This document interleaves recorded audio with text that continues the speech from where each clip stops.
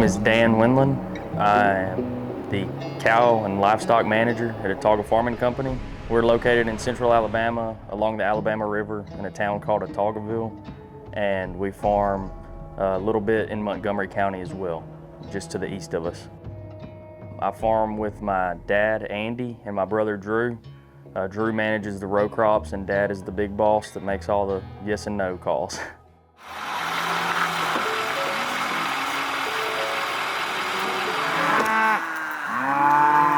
So this morning we did our first spring working with one of our cow herds.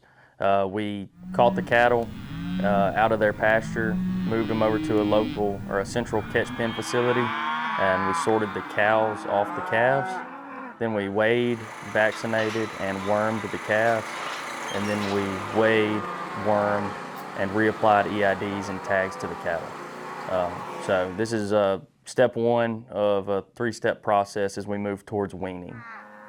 Southeast is obviously a hot and humid climate, and we have kind of not unseasonal, but unusual amounts of humidity and stuff that other cattle producers don't deal with throughout the United States. So we follow the Zoetis Wean Vac program.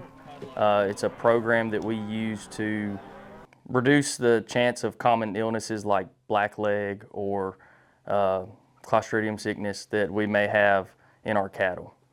We follow the Zoetis program because that's one of the guiding principles of the sale that we market our feeder calves in. And so there's other vaccine programs, but that's the one that we're in.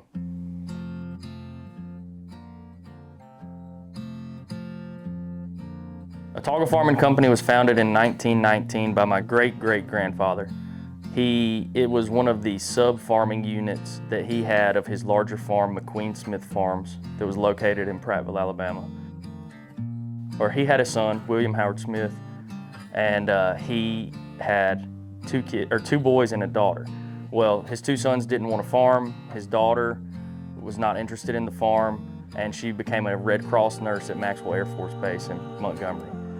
My grandfather, Milton Wendland, he was in the Air Force, got in a bad vehicle accident, and was moved to Maxwell Air Force Base for recovery, where he met my grandmother, and then when he was discharged from the Air Force, started farming for his future father-in-law.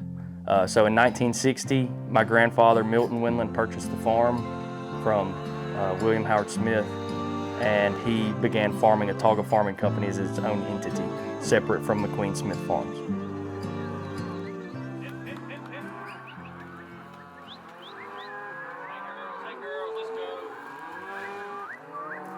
We started the H2A program in 2021. We kind of ran into a revolving door of employees with people coming, getting job experience, and then moving on to the next bigger thing. We had an immediate need for an equipment operator, and we just came across a guy who was in the H2A program, and he was looking to transition from a job in the Midwest that was ending, and it was a really good fit for us. So we had actually already started our H2A paperwork process just with the thought that this might happen, and so we were pretty much ready to receive him. I think it was mid to late summer, and he came in and helped us with harvest that fall. And that was Albert, and Albert has now farmed with us for 5 contracts. So, and he's been a returner. We also have some other guys who've returned for their 3rd and 2nd contracts, and we took on 2 new guys as well, or 3 new guys as well this summer. I tell them every time we do a safety meeting or we do just a normal morning meeting, we couldn't do what we do without you. And they're a big key piece right now. And it's you saw the slideshow earlier. There was a picture of the farm in 1989, and there was 27 employees in the picture, and that's not even all of them. And now we're farming the same farm, same amount of cows, probably the same amount of acreage, and we're doing it with 10 guys and 2 part-time guys. And so it's been a big shift, and finding those people that can fill the roles has been pretty critical for us.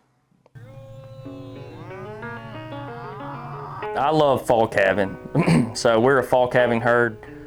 Most of the Southeast is a fall calving, and there's just something about waking up on a crisp November day, coming to work, grabbing a hot cup of coffee, and heading out to check cows, and you start tagging calves. There's something about grabbing that calf in the first 24 hours of its life, tagging it, processing it, recording its mom, recording its location, and just just being there with something and knowing that this is step one. That's pretty cool. I've always enjoyed that, and that's probably my favorite part of it.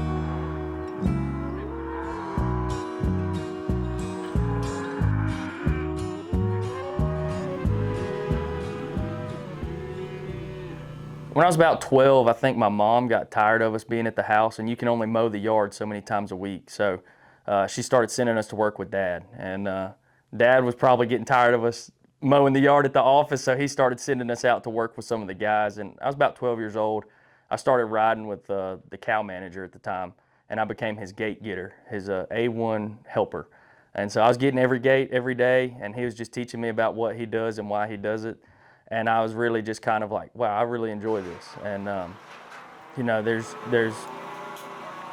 a lot of people that have influenced what I've done over the past, I'm going to say 15 years, and he was one of them. He introduced me to the reasons why we do what we do. And then another one is just that seeing the way that people reacted or interacted with my grandfather and my dad, and they've just been in the community for so long, and if you come to Autuagaville, you pass Autuaga Farming Company, and so just seeing the way that people interacted with our farm and interacted with our management team and stuff, it really was special. And so it's kind of something that I just decided that, hey, that's what I want to do. And I went to Auburn. I started off in animal science, swapped over to ag science, got a little bit more of a general overview of the agronomy as well as the animal science, and came back to the farm and never looked back.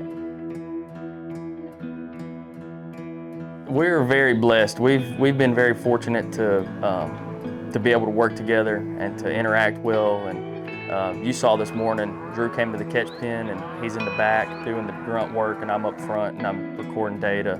And we work well hand in hand. I do the same for him. When it comes time to harvest, I'll hop in the grain truck, or if he needs me to go hop on the grain cart or something, whatever he needs me to do, I can lend a hand. And I think that I really don't have a good reason why, but I like to imagine it's because the way our parents raised us is we didn't really ever have the opportunity to disagree. You disagree, we'll tough it out and figure it out, and we're all still moving along together. And so me and Drew and Dad, we have real good communication, and we do weekly meetings. We text all the time. I mean, it'll be 9 p.m. and I'm like, hey, we got to get these cows moved in the morning, and they'll both send a thumbs up. And so we just have pretty good communication. So I think that's a key piece.